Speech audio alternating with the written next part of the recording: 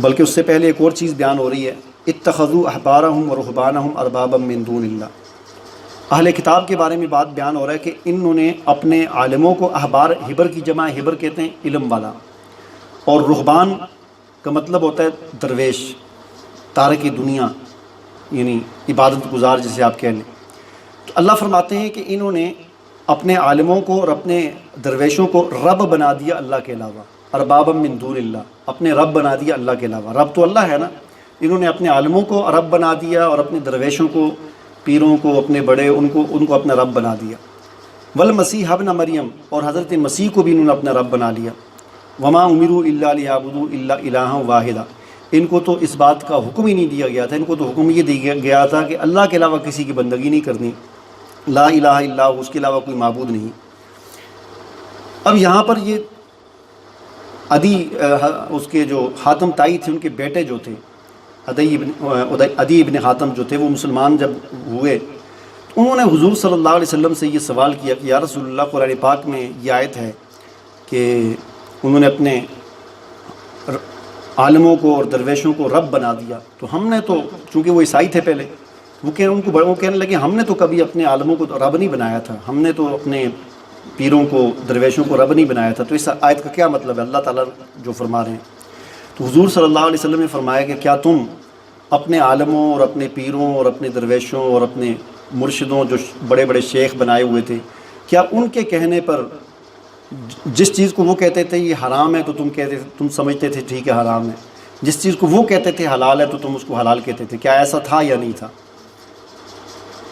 تو انہوں نے کہا کہ ہاں ایسا تو بالکل تھا، وہ جس چیز کو وہ کہہ دیتے تھے یہ حرام ہے تو ہم اس کو حرام سمجھنا شروع کر دیتے تھے، جس چیز کو وہ کہتے تھے یہ حلال ہے تو ہم اس کو حلال سمجھنا شروع کر دیتے تھے۔ تو حضور صلی اللہ علیہ وسلم نے فرمایا کہ یہی تو فرمایا کہ رب بنانا ہے، یہی تو اصل میں رب بنانا ہے کہ اختیار حلال اور حرام کا اختیار ہم کسی کو دے دیں۔ تو پہلی قوموں نے اپنے عالموں کو، اپنے درویشوں کو رب بنایا ہوا تھا۔ آج ہم دیکھتے ہیں کہ ہم نے اس میں تھوڑا سا اضافہ کر دیے، آج بھی بہت سارے عالموں کو بھی رب بنایا ہوا ہے، درویشوں اور پیروں کو بھی رب بنایا ہوا ہے، اس کے ساتھ ساتھ ہم نے اپنی پارلیمنٹ کو اور ان نمائندوں کو بھی رب بنا دیا کہ ان کو بھی مکمل اختیار دے دیے کہ حلت اور حرمت کے فیصلے کر سکتے ہیں، قانون سازی مکمل طور پر قرآن و سنت سے ہٹ کر بھی کر سکتے ہیں۔ تو یہ جو چیز ہے کہ اہل کتاب کے جو پہلے زمانے میں یہ تھا کہ اہل کتاب کے جو مذہبی پیشوا تھے، ان کے جو شیوخ ہوتے تھے، وہ رشوت لیتے تھے، سود لیتے تھے، ہدیے لے کر مرضی کے فتوے جاری کرتے تھے۔ لوگ آتے تھے نا میرا یہ مسئلہ ہے تو وہ اس کو حل کریں آپ، تو وہ پھر قرآن اپنی جو تورات کے خلاف، انجیل کے خلاف، اس کی مرضی یعنی اس کی جو خواہش ہوتی تھی دل میں، وہ اندازہ لگا لیتے تھے کہ کیا چاہتا ہے یہ، تو اس کی خواہش کے مطابق اس کو فتویٰ لکھتے تھے، اس کو پیسے اس سے لے لیتے تھے۔ اسی طرح ان کے اندر ایک اور چیز یہ ہوتی تھی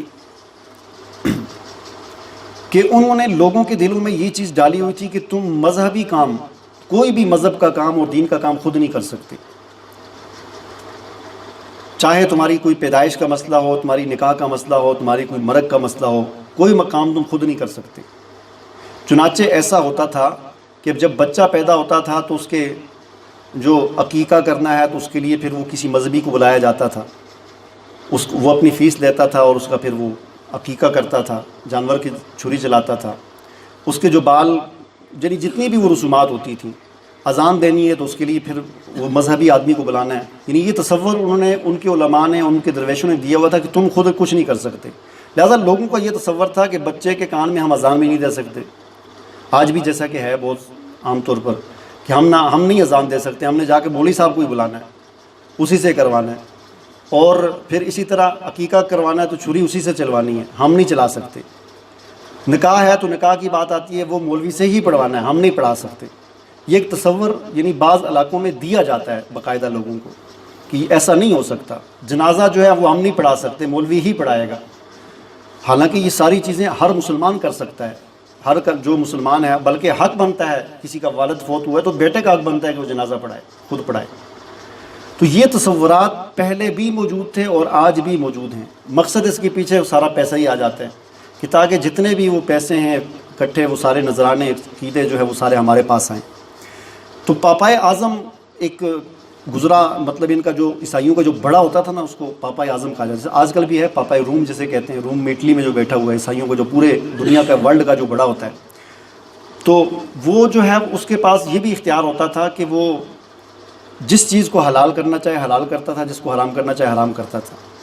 اسی طرح ایک اور چیز یہ ہوتی تھی کہ عدالتی جو فیصلے ہوتے تھے ان کے اندر فریقین سے اندر سے بات چیت چلتی تھی،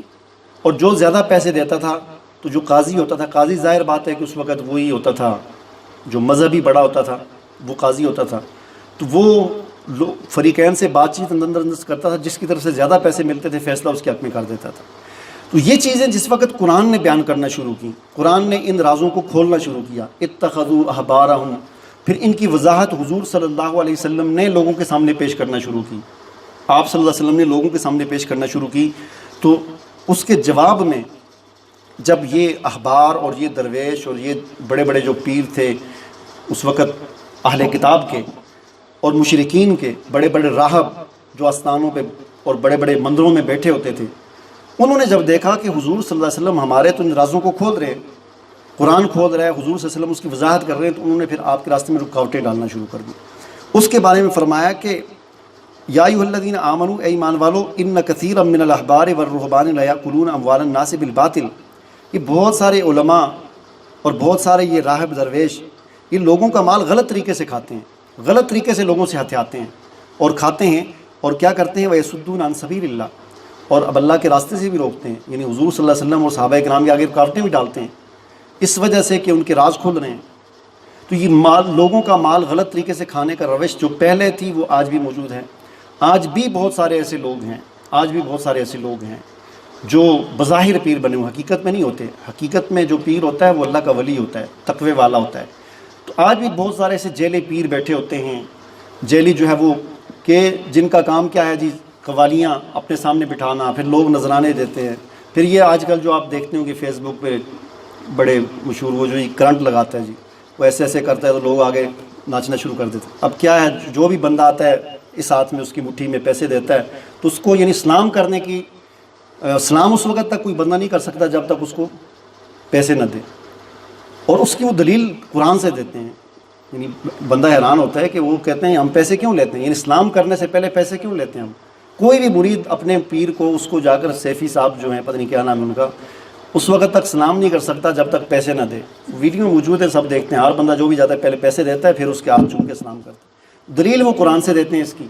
سورہ 28ویں پارے میں وہ جو، حالانکہ وہ آیت منسوخ ہو چکی ہے لیکن اس منسوخ کو لوگوں کو پتہ نہیں ہے، تو اس منسوخ کو جو ہے وہ دلیل بنا کے پیش کرتے ہیں۔ جو حضور صلی اللہ علیہ وسلم کے بارے میں جب بہت زیادہ صحابہ کرام آتے تو اللہ تعالیٰ نے پابندی لگا دی تھی کہ آئندہ جو حضور صلی اللہ علیہ وسلم سے مشورہ کوئی کرنا چاہے گا نا تو پہلے صدقہ کیا کرے،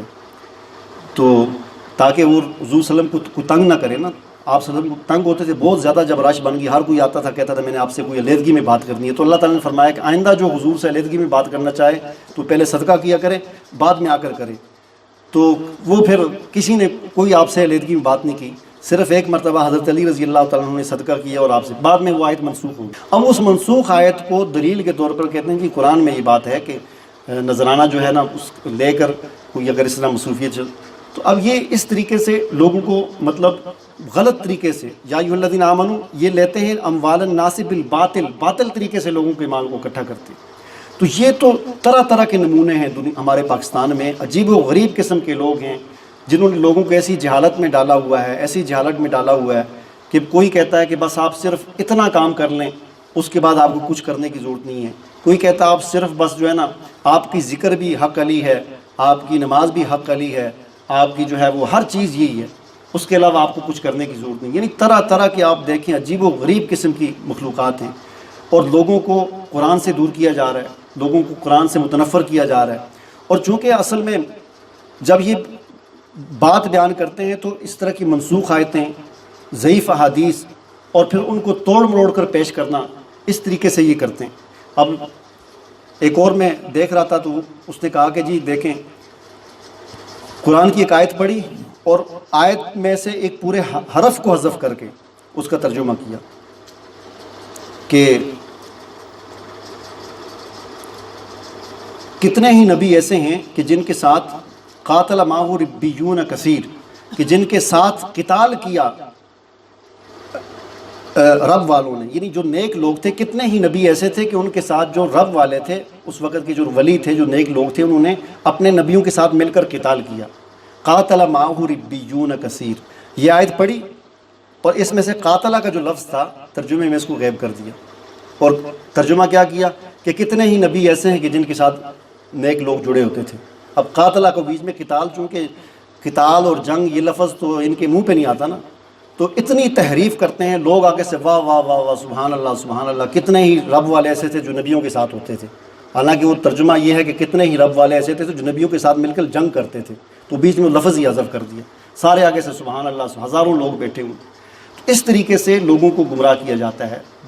لا علمی کی وجہ سے۔ اس لیے کہا جاتا ہے کہ بھئی آپ قرآن کے ساتھ جڑیں۔ اللہ تعالیٰ نے حجت تام کر دی ہے تمام مسلمانوں پر، ہر زبان میں ترجمہ موجود ہے، آپ قرآن کو پڑھیں، اس کا ترجمہ پڑھیں، یہ قرآن کے ساتھ جو جڑتا ہے اللہ اس کو ہدایت دیتا ہے۔